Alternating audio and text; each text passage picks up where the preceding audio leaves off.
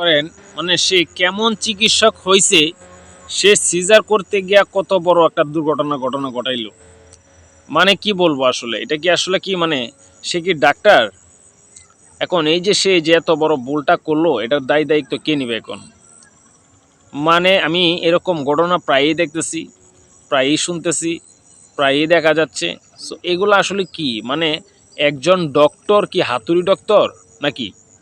মানে এইভাবে এসব করলে কি একটা মানুষকে এখন যে কাজটা উনি করছে, এই যে চিকিৎসক এই কাজটা করলো, এখন এটার সমস্যা সমাধান কি হবে বলেন আপনারা?